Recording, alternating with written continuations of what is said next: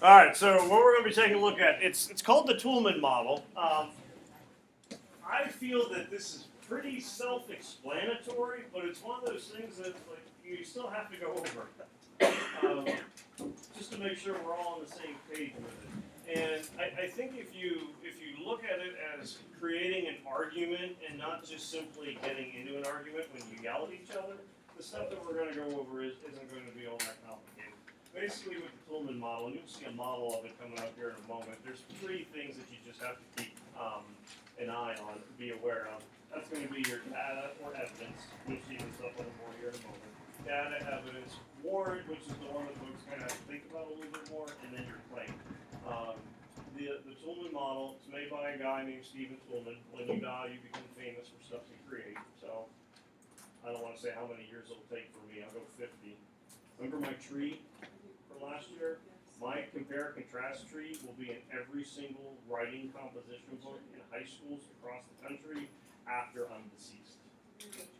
Yes, it's how it's going to be known as the king tree. Brooklyn should have already talked to you about it, so I hope that. That's right. Or, okay, thank you. Remember did you do the story of the sniper in like 9th grade? Where it's like the Irish sniper and he kills his own brother? Wait, yeah. But why? It's during like IRA with the split in Ireland.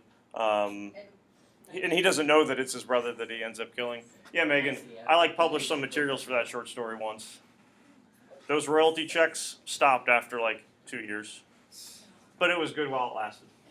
But Toulmin is actually he's a scientist slash philosopher. He's not really like an arguer kind of a person that came up with this Toulmin model like 1940s or so. And it's something that's kind of been adapted and folks now look at it as being a good way to kind of set up an argument. And with his science background, it kind of works similar to coming up with a hypothesis, hypothetical questions and things of that nature that you then want to try to prove through trial and error within the scientific field. So I think his science background kind of shows up with the way that he is setting up the Toulmin model. Mentioned to you, it's going to be in 3 main parts. I would draw the diagram, and I can zoom up on it, try to make this as clear as possible. Leave some room, though, above and below your little drawing and arrows, because we're going to add to it later. So his way that this works is you have data, and then these are all terms that can be, interchanged for one another. Usually we call it data within the Toulmin model. Probably as you're developing speeches and whatnot, we'll talk about your evidence. Grounds doesn't get used a whole lot, but you have data, evidence, or grounds. And really, these would almost kind of be arrows. So your data, evidence, grounds leads to what we call your warrant. Other term for the warrant would be your reasoning, almost like your logic. Once you have your data and then your reasoning, then it leads overall to your final claim, which is essentially going to be your argument. So the way that Toulmin has this set up is it is a series of events. You collect data, you objectively look at your data, able to come up with some logic, some reasoning, and that will end up giving you a claim. So in the order of operations, claim would be number 3, warrant would be number 2, data would be number 1. In the way that people make arguments, what order do you think that usually goes in? Like not researching arguments, but you like just getting in an argument or having an argument with someone. What order do you usually go? Josh, where do you start? Claim, data, reasoning. Okay, so you're starting at the very end, jumping to the beginning, and then kind of have your middle part. May, where you're going?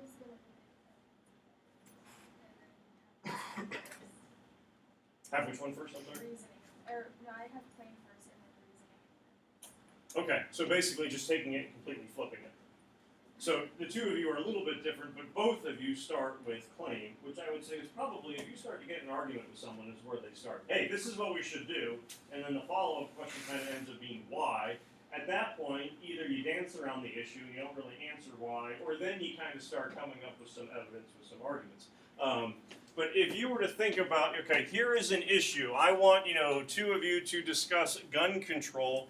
Well, a lot of times folks are going to go, hey, I think that we should have stricter gun laws, or some folks would go, I want it to be the same, or I think we should have lesser. Why do you think that? Well, I got to look up some stuff now to support my claim, and then you start looking for information. What Toulmin would be arguing, and again, this is in theory, this doesn't always necessarily work in practicality, but you would want to gather evidence. You take a look at that evidence, you assess it, and then after you go through all those steps, that leads to your claim. What makes that difficult is you have to be very objective and you can't have any bias. Where I think a lot of us, when it comes into decision-making arguments, we're very quick with, this is what I believe, now I need to find evidence that's going to back up what I believe. And I'll just ignore the evidence that might go against, what it is that I believe. But in theory, he would be saying you should collect evidence, then you assess it, that leads to your overall claim. Which would be a nice way to do things. It's just not maybe practical for Kobe getting in a face-to-face argument with someone during second period. Second semester. What do you have second period? Second semester? Personal finance. There could be some financial arguments taking place. We need to look at A lot of people make arguments that personal finance should be a mandatory class. You need to be aware of. You can make that as part of it. Some people tend to bring that one up in student congress actually later. They'll propose a bill, all North Hills students must take personal finance, all that stuff. So taking a look at what we mean by these things, claim, and I think this is going to be pretty straightforward. Claim is going to be the point that the arguer is trying to make. It's the proposition or the assertion that you are trying to get across to your audience. This part I don't think is all that surprising, but we will kind of go into some different types of claims just to make sure we differentiate what they are. We're just moving hands, raising hands or something. Okay. Scratching elbows. So as it says up here, the claim basically is going to answer the question, what is your point that you're trying to get across? So an example of a claim would be you should buy your brother a birthday present because he bought one for you.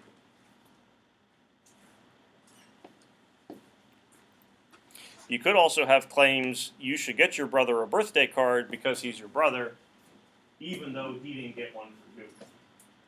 At which point I go, no, if he didn't get me a birthday card, Jeremy, I'm not going to get him one.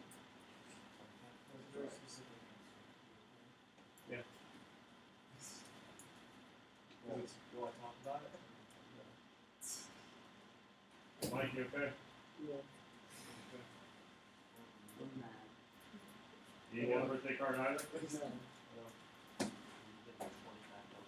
My brother-in-law sent me a birthday card. That was something. He might be. Gotta get ready in case you might start taking it out. We actually have a sport. Did you ever use that in our class? I don't think you did. I don't know. Probably. I would assume I did at some point. Probably a shot. You sprayed people with that? Need to. So, claim, argument, point that you're simply trying to get across. All right?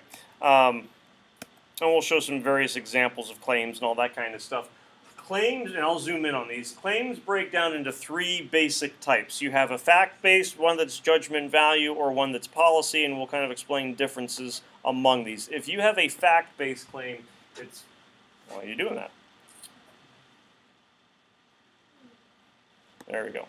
Fact-based is something that you can prove. There is empirically verifiable, some type of phenomena. It doesn't mean it has to be something amazing happen, but there is some kind of evidence to prove that this has happened. So you could have, and I'm making this up, I don't know if it was true, yesterday was the hottest September the 4th on record in history. That could be a fact-based claim because you have data, you have records that would indicate what were the temperature of September the 4th in 2017, 2016, all the way back to 1881. You would have evidence to prove it. The essay assignment in Mr. King's English class brought grades down. How do you know? Well, this was my grade on Monday. This is my grade on Wednesday morning. It went down. There's some kind of data that can back it up. To say that the essay assignment that Mr. King passed out yesterday was unfair, that wouldn't be a fact-based claim because that's not something that can truly be verified through evidence or some kind of phenomenon.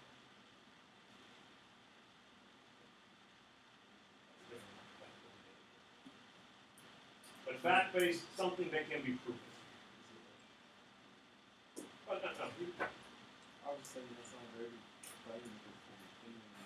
To say that it's unfair, Yeah. and it's okay to and it's okay for claims to be opinionated. Like all your spar debates are really opinionated ones. You were doing what, Velcro versus Binders, was that you and Jess were doing it? That was an opinion claim. So it would be hard for, I would think, any of the spar debates off the top of my head that there would be some kind of verifiable data, especially without having like a chance to do research beforehand. You could have, like for the crush versus cube dice thing, anyone know the 3 most common substances that toddlers choke on? Doesn't mean that they die because of it, but the most common choking hazards for kids, they're all like edible food type items. Toys. Ice. Ice and hot dogs are 2 of them. I knew that. No, it's a fruit, Oh. grapes. You can swallow them whole, you don't chew them. So if the argument were to go, who was doing the cube? You had cube. So if Billy came up with the 3 most common choking hazards for young children are ice cubes, grapes, and hot dogs, you could argue that would be a little bit more fact-based because there's evidence to it. Medina going that everyone loves slushies and slush ice. You really slushies you have to kind of use some crushed ice, really puree it to make it really good. You want to go up against the slushy, that's anti-American. That's not going to be necessarily a fact-based claim with it because there's more of that opinion stuff to it. Opinions can be fine, so long as there's at least going to be valid reasoning and logic that go with those opinions. Judgment value is a claim involving opinion. So if you were to say, hey, that was an unfair assignment or that quiz was too hard, that's going to be more of a judgment value thing. So it's opinion, attitudes, basically it's going to be subjective. You usually, if it's going to be a good opinionated argument, you would still have things to kind of compare and contrast to. You would have like shared values, reasons that people would use to support it. So it doesn't make it a bad argument. What you don't want to have happen, or I guess a better way would say what you do want to have happen, is agreement to the type of argument that you are going to have with another person. Is this a fact-based claim, or are we doing a judgment value-based claim? Because if one of you is looking at it from judgment value and the other is looking at it being fact-based, the arguments aren't usually going to match up too well. I think more often than not, people look at fact-based claims as maybe being a little bit more difficult because you have to have some kind of data, empirical evidence to really support your overall argument.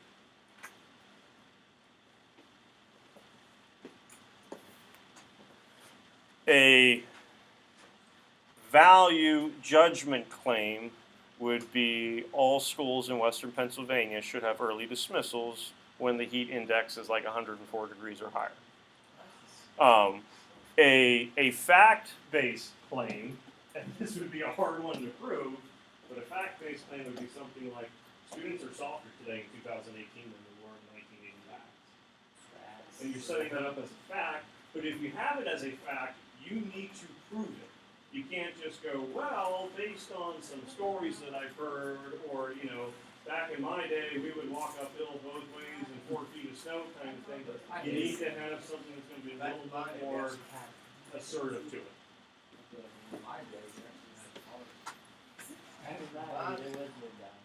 Last one is called a policy claim. Policy claim means that policy claim means you're advocating for a certain course of action that should be undertaken. laws, legislature tend to be policy. This is what we should do.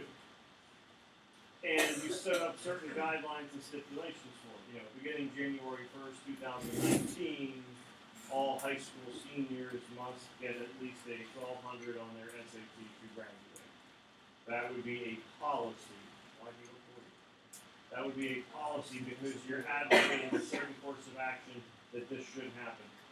Policy, you tend to talk about future. You might use some things from the past as evidence for it, but you're not proving that something did happen or has happened the way you do with fact.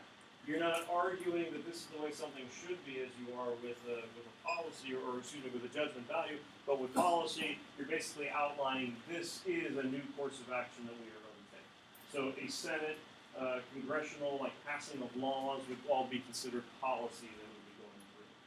If you were looking to change the code of conduct, student handbook, you would be doing a policy with it. So in fact, you got to prove that it did happen. Judgment, more opinionated. Policy, you're looking to advocate for a certain course of action to go through. More often than not, I bet we fall in the judgment value category. When we do student congress later in the semester, we'll definitely do policy because you'll be advocating for something to happen and then have certain guidelines and whatnot that you want to have with it. All right, grounds. Again, this is data, this is the evidence. I use the term grounds in here a good bit just so you get used to it because of the three, it's the one that we use probably least amount of time. But grounds refers to the proof or evidence that the arguer ends up offering. Grounds answers the question, what is your proof, how come, why, how do you know, that kind of stuff. Very choppy today. So grounds is going to be the proof or evidence. And again, grounds, data, evidence, technically all those things are interchangeable.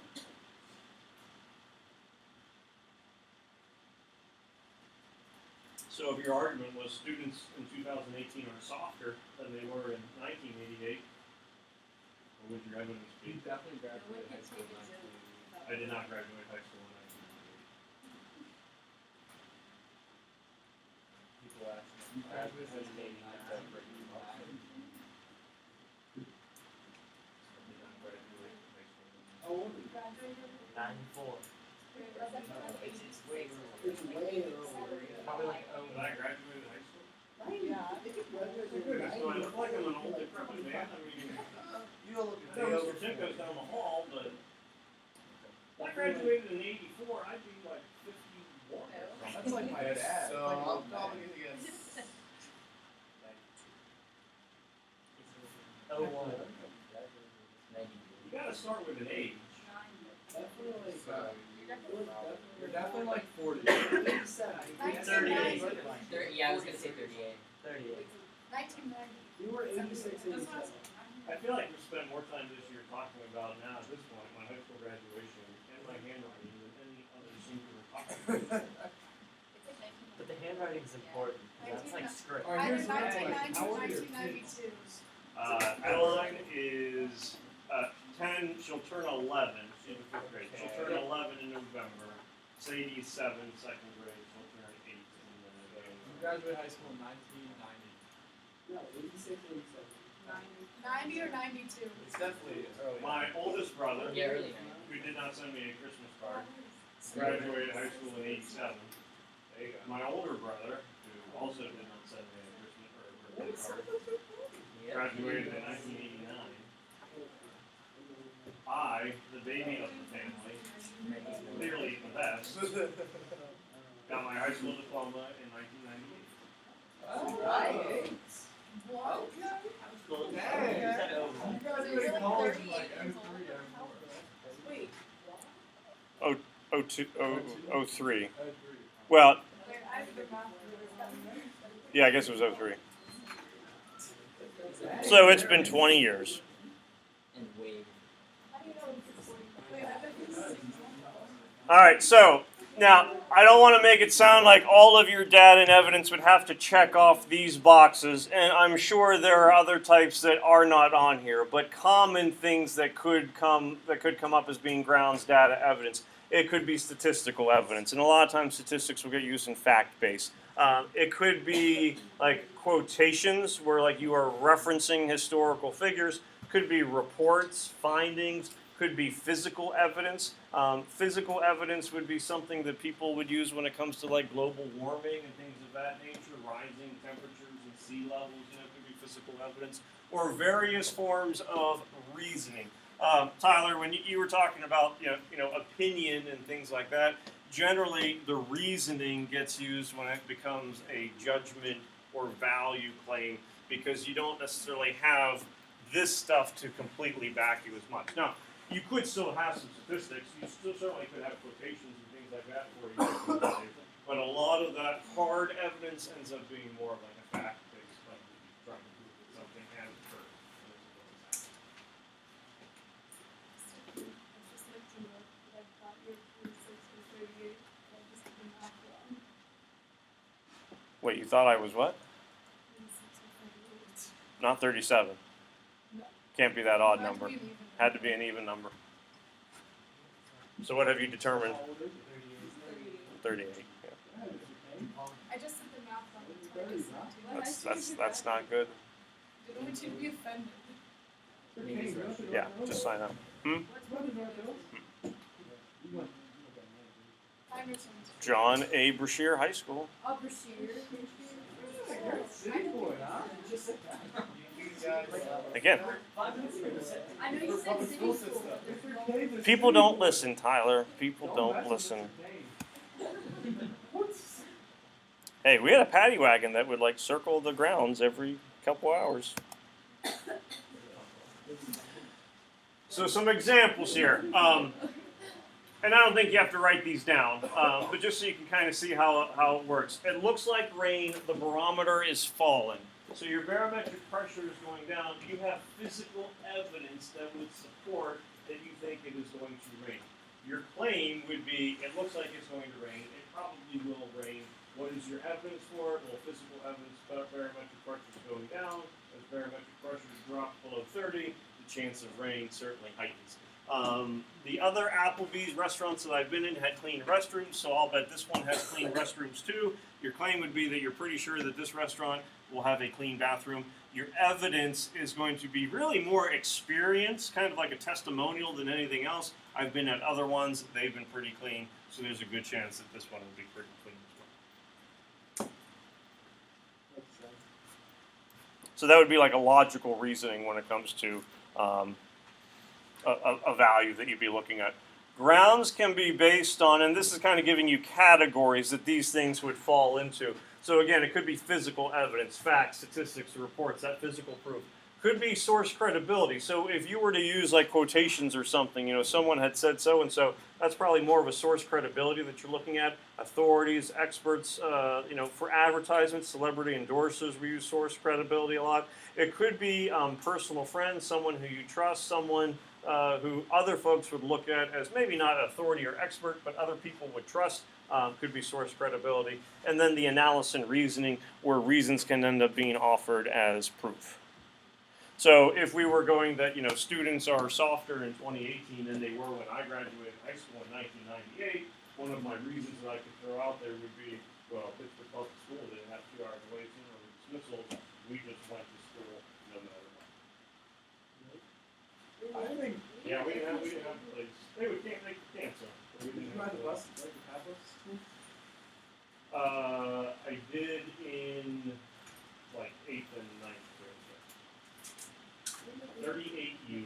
It's a nice one. Up the Center Avenue. It's in the South Hills, so it's like where neighborhood-wise, it's closest to Beachview. Beachview, Brookline, Banksville would be the main neighborhoods that go there. But then you also have a whole bunch of other feeder neighborhoods. Yeah, Sawmill Run. Closest Liberty Tubes, if you were coming from like this side, you'd probably go.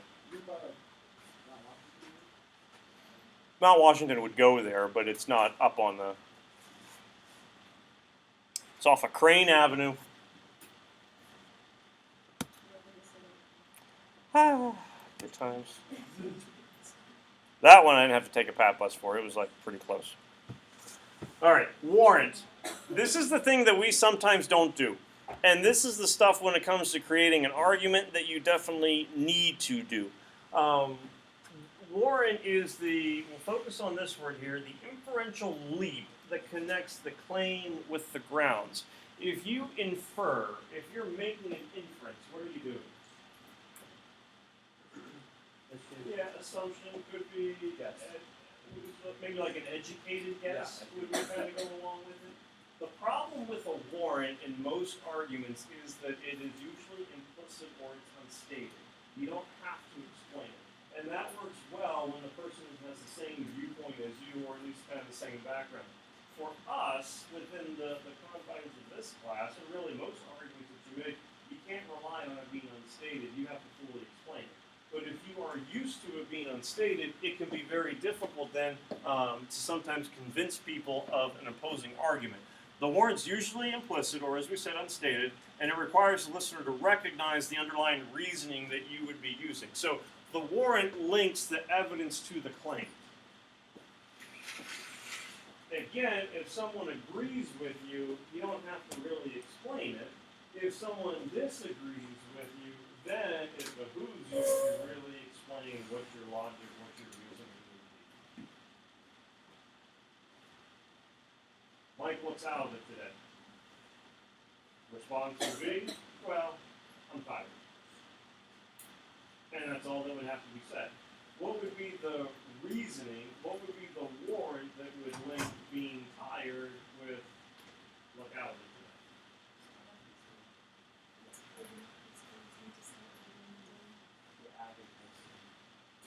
If we started later in the day, and then we had our early dismissal because it's 95, we'd be here for like half an hour. Why do it all? I can tell. If someone is sleepy, it's harder to focus. Staying up late could cause someone to be sleepy. Mike got up late today because he took a shower at evening instead of a shower in the morning, which would have woken him up and given him more energy. And he didn't have that Pop-Tart for breakfast or that toaster strudel that he should have had. And he had hot But he did not choke on it, so all was good. He was like a slap in the face or Slap I get rid of that. So the warrant is that linking function that you're establishing some kind of mental connection between what your evidence is and what that overall claim that you're trying to get across. So some examples of how warrants can work. You could have them based on a variety of things. Could be ethos, logos, pathos, which we kind of talked about before when we were looking at Aristotle and argument. Ethos, that source credibility, that authority. Logos, inductive, deductive reasoning, reason giving, just overall logic. Pathos, emotional or motivational appeals to it. You'll have emotional or motivational appeals when it comes to maybe you should do this, and you're trying to tap into, well, what's the reason behind it? Well, that's what a good American would do. That's what a good son or daughter would do. That could be more some emotional reasoning to it. You should take out the garbage. Why? Because I'm your father and I asked you to. Would kind of be. You could argue a little bit of emotional appeal with pathos. You could also argue that it is ethos, source credibility, authority. Because if you don't, you won't be able to use the car. And then, by the way, I'll stop paying for your cell phone bill. Yep. Well, and what happens with that is the claim you should do something. The reason then is why? Because I'm your father. The warrant is unstated because it's understood that you recognize what the reasoning is. I am your father. There are times when you just have to listen and do what I tell you to. It could be for your own good. It could be to teach you responsibility. But basically, it's time to shut up and do what I told you to 30 seconds ago, and you're in trouble for not having it done already.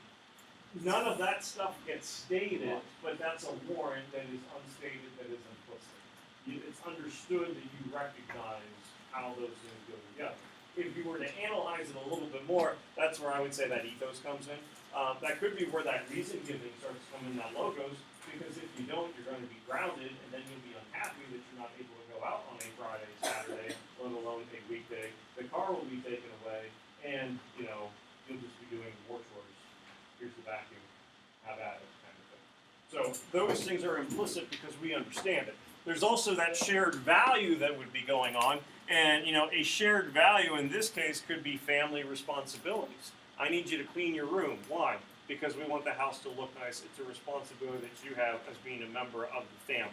It could be, shared values with free speech, right to know, fairness. I mentioned earlier, you could have the subjective claim, the value judgment that the essay Mr. Kane assigned yesterday in class was unfair. Why was it unfair? Well, we didn't know about it. That's not fair. We should all know about an assignment we're going to have to complete.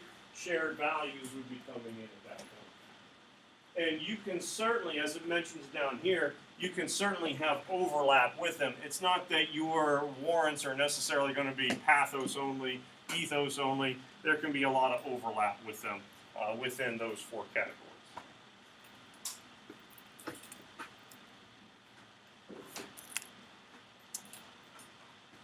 So, Megan's hamster Muffin is running a temperature.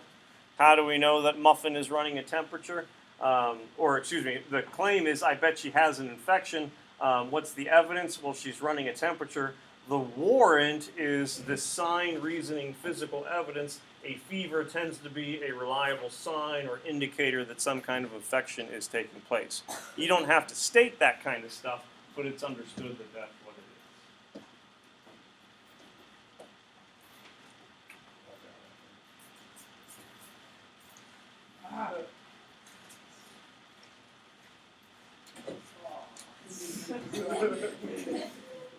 Don't look at your thing. I had to check my power screw. No, you didn't.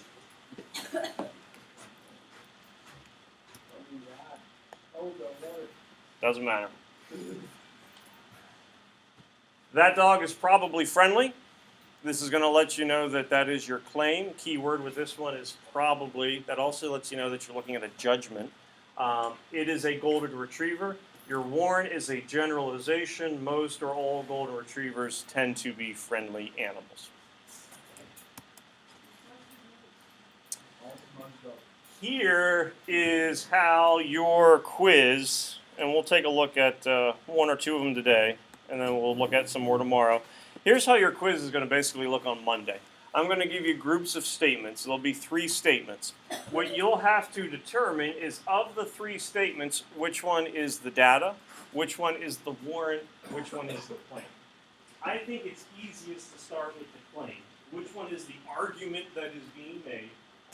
Then I try to figure out what's the data, what's the evidence that is supporting that, and then the last one should be able to kind of link those two together. So Mike, do you have an idea for the first one that's on the claim review? The first 3, I should say. Work sharing reduced unemployment in Germany. Germany is similar to the U.S. Work sharing will reduce unemployment in the U.S. Of these 3, which one's the argument, the claim that is being made? Work sharing will reduce unemployment in the U.S. is the claim. What's the evidence? Why will it reduce unemployment in the U.S.? Because work sharing reduced unemployment in Germany. Well, why would Germany factor into it working in the U.S., Billy? Germany is similar to the U.S. so far as, economics and things of that nature. So and we'll look at some more tomorrow, but your quiz is just going to be identifying what's data, what's claim, what's the warrant.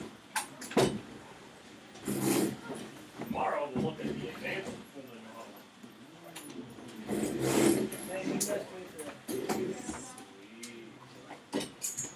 I'm good.